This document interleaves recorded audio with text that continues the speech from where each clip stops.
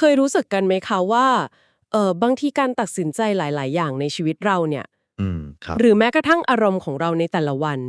มันมันเหมือนไม่ได้มาจากเราแบบเต็ม100%ใช่เลยครับวันนี้เรามีเรื่องที่น่าสนใจมากจากข้อมูลที่เราไปเจอมานะคะเขาเสนอแนวคิดที่แบบชวนให้คิดตามมากๆเลยว่า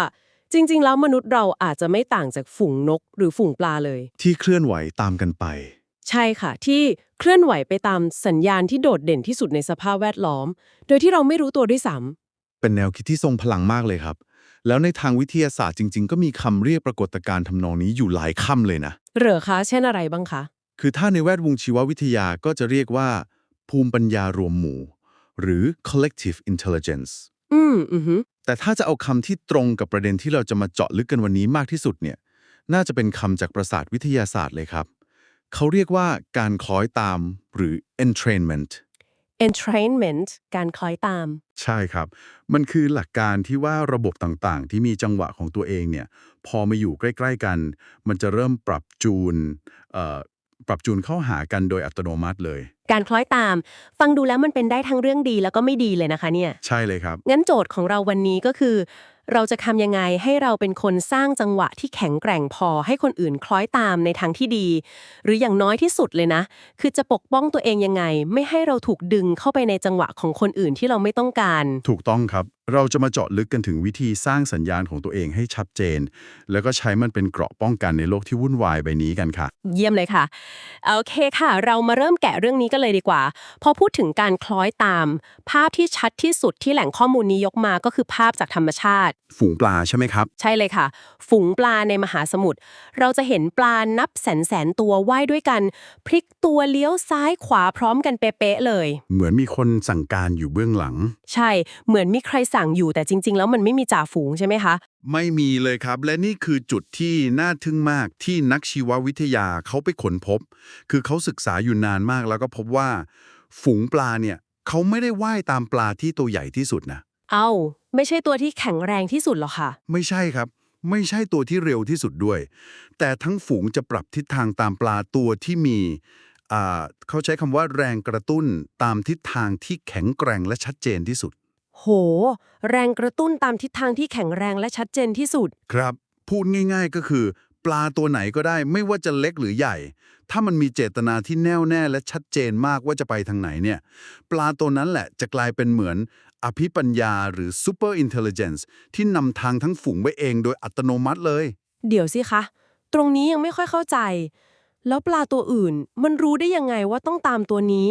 มันมีเซนส์พิเศษหรือว่ามันส่งคลื่นเสียวหากันเหรอคะเป็นคำถามที่ดีมากเลยครับ คือจริงๆ แล้วกลไกมันละเอียดอ่อนกว่านั้นมาก มันไม่ใช่การสื่อสารแบบที่เราเข้าใจกัน แต่เป็นการรับรู้ถึง จะว่ายังไงดี แรงกระเพื่อมหรือการเปลี่ยนแปลงเล็กๆ น้อยๆ ในน้ำรอบตัวครับ อ๋อ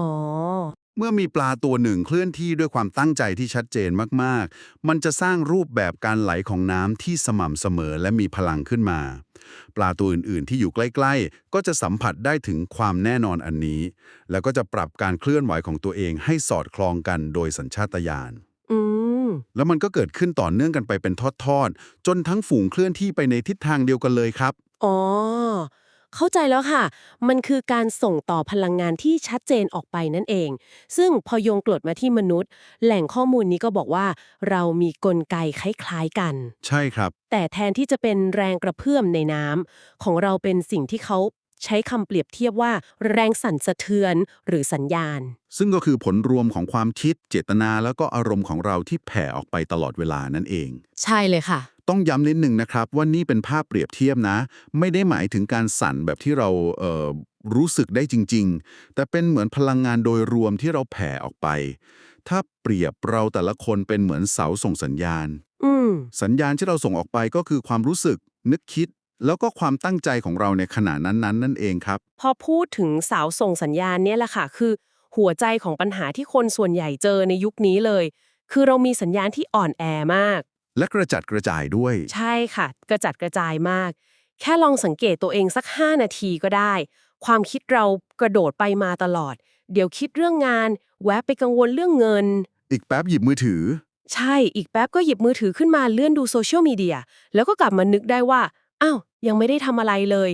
ความคิดที่แตกกระจายแบบนี้แหละค่ะ ทำให้สัญญาณที่เราส่งออกไปมันเบาแล้วก็ไม่มีทิศทาง ผลก็คือเรากลายเป็นฝ่ายตอบสนองต่อความเป็นจริงที่คนอื่นสร้างขึ้นมา แทนที่จะเป็นฝ่ายสร้างความเป็นจริงของตัวเอง ประเด็นนี้คมมากครับ มันไปสอดคล้องกับแนวคิดคลาสสิกในหนังสืออย่าง Think and Grow Rich ของนโปเลียนฮิลเลยนะ อ๋อหนังสือในตำนานเล่นนั้น ใช่ครับ เขาพูดถึงสิ่งที่เรียกว่า ความปรารถนาอันแรงกล้าหรือ burning desire ว่าเป็นกุญแจสำคัญที่สุดในการจะประสบความสำเร็จ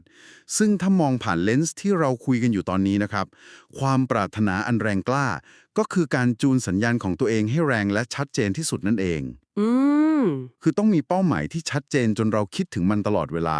โฟกัสกับมันอย่างแน่วแน่ จนมันกลายเป็นสัญญาณหลักที่เราส่งออกไป แต่ในชีวิตจริงมันยากมากเลยนะคะ ที่จะรักษาความปรารถนาอันแรงกล้าไว้ตลอดเวลา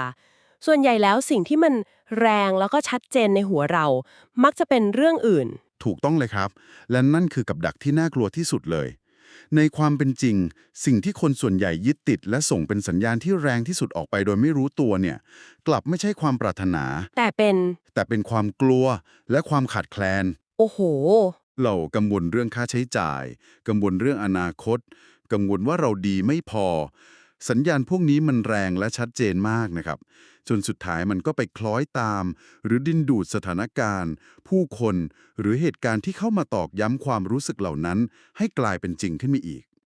ฟังแล้วขนลุกเลยอะค่ะพอพูดถึงเรื่องจังหวะที่แข็งแรงกว่าจะชนะเนี่ยดิฉันนึกออกเลยว่าในแหล่งข้อมูลมีตัวอย่างที่แปลกและน่าทึ่งมากเรื่องหนึ่งใช่ไหมคะที่เกี่ยวกับนาฬิกา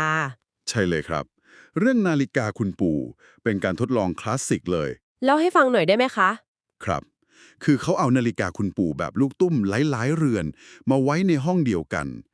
ตอนแรกแต่ละเรือนก็แกว่งในจังหวะของตัวเองเลย ไม่พร้อมกันแม้แต่น้อย ต่างคนต่างแกว่งไป ใช่ครับ แต่พอทิ้งไว้แค่ไม่กี่ชั่วโมง สิ่งที่เกิดขึ้นคือ นาฬิกาทุกเรือนกลับแกว่งพร้อมกันอย่างสมบูรณ์แบบ โห พร้อมกันเป๊ะๆเลยเหรอคะ เป๊ะเลยครับ ที่เป็นแบบนี้ก็เพราะว่าลูกตุ้มแต่ละอัน จะส่งแรงสั่นสะเทือนที่เล็กมากๆ ผ่านพื้น ผ่านอากาศไปให้อันอื่นๆ สุดท้ายแล้ว จังหวะที่อ่อนแอกว่าหรือไม่สม่ำเสมอจะล่มสลาย และถูกดึงให้คล้อยตามจังหวะที่แข็งแรงและสม่ำเสมอที่สุด อืม นี่คือหลักการของ entrainment ที่เกิดขึ้นในทางฟิสิกส์จริง ๆ และมันก็เกิดขึ้นกับพลังงานความคิดของมนุษย์เราเหมือนกันครับ เรื่องนาฬิกานี่เห็นภาพชัดมากเลยค่ะ มันเป็นกลไกที่จับต้องได้ แต่ทีนี้ล่ะค่ะ แหล่งข้อมูลที่เราดูอยู่เขาพาเราก้าวกระโดดไปไกลมาก ไปไกลเลย เขาบอกว่าปรากฏการณ์นี้ไม่ได้เกิดขึ้นแค่ในห้องแคบๆ แต่มันอาจจะเชื่อมโยงกับเรื่องที่เราเจอคนหรือโอกาสดีๆ ที่เข้ามาในชีวิตเหมือนเป็นเรื่องบังเอิญด้วย ใช่ครับ เขาเชื่อมโยงไปสู่ปรากฏการณ์ที่เราอาจจะเคยเจอกัน คือเวลาที่เราตั้งใจทำอะไรบางอย่างแบบสุดๆเลยนะ ค่ะ แล้วจู่ๆคนที่ใช่ โอกาสที่ใช่ก็โผล่ขึ้นมาเหมือนจัดฉากไว้เลย ใช่เคยเป็นค่ะ แหล่งข้อมูลนี้เสนอว่านี่อาจจะไม่ใช่โชคช่วย แต่คือการพัวพันหรือ entanglement ในระดับพลังงาน เมื่อสัญญาณหรือเจตนาของเราเข้มข้นและชัดเจนมากพอ มันจะกลายเป็นสนามพลังงานหลัก ที่ดึงดูดสิ่งที่สอดคล้องกับเป้าหมายของเราให้เข้ามาหาเอง เอาละค่ะ ดิฉันว่าตรงนี้แหละ คือจุดที่เนื้อหามันจะเริ่มฟังดูหลุดโลกนิดๆแล้วนะคะ ครับผม แต่ไหนๆก็มาแล้วลองตามไปดูกัน เขาถึงกับเอาไปเทียบกับแนวคิดในโลกฟิสิกส์เลยใช่ไหมคะ ครับ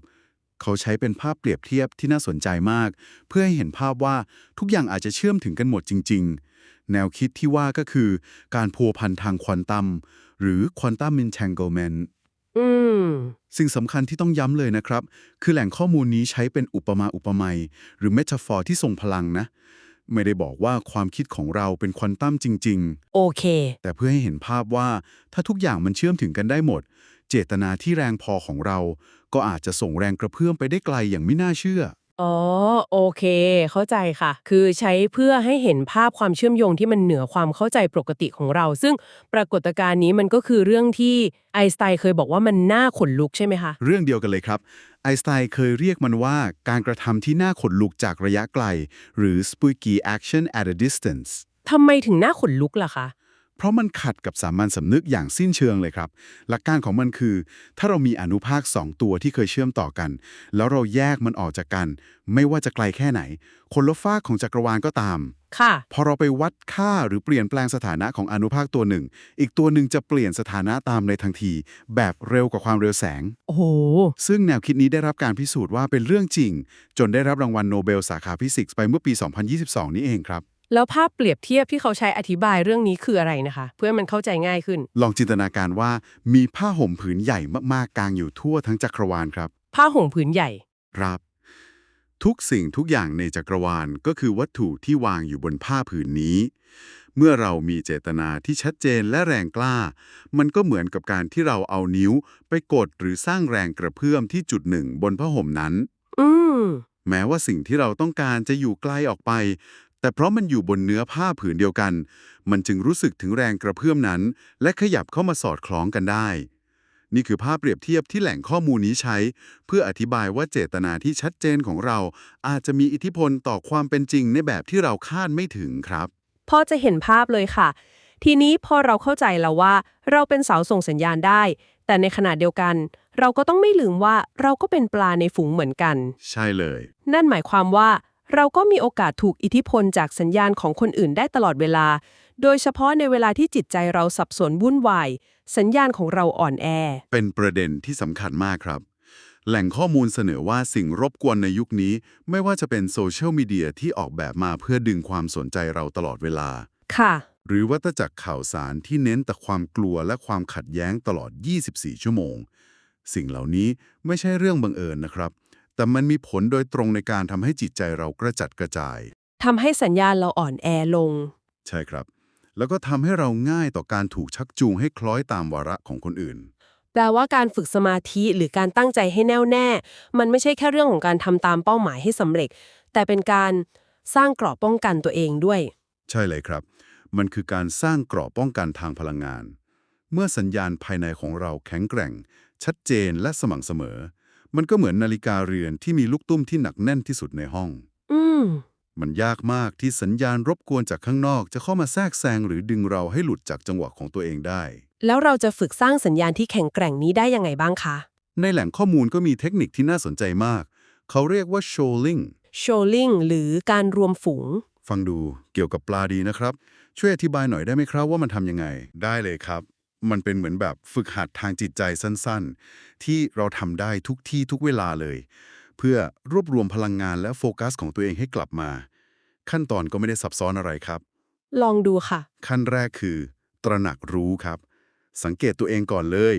เมื่อไหร่ก็ตามที่รู้สึกว่าจิตใจเริ่มฟุ้งซ่านกระจัดกระจาย เริ่มเครียดกังวล หรือรู้สึกเหมือนเราเป็นเหยื่อของสถานการณ์ ให้รู้ตัวให้เร็วที่สุด ใช่ครับ แค่รู้ตัวก็เป็นก้าวแรกแล้ว โอเค พอรู้ตัวแล้วทำยังไงต่อคะ ขั้นที่ 2 คือ จินตนาการครับ ลองหลับตาสักครู่ แล้วจินตนาการว่าตัวเองเป็นส่วนหนึ่งของฝูงปลาที่ยิ่งใหญ่และสวยงามกำลังแหวกว่ายอย่างอิสระ และเชื่อมต่อกับทุกสรรพสิ่ง ทุกสรรพสิ่ง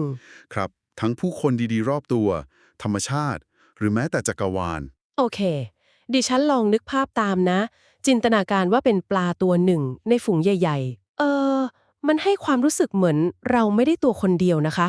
มันรู้สึกมีพลังขึ้นมานิดนึง นั่นแหละครับคือเป้าหมายของขั้นตอนนี้ ต่อไปขั้นที่ 3 คือซาบซึ้ง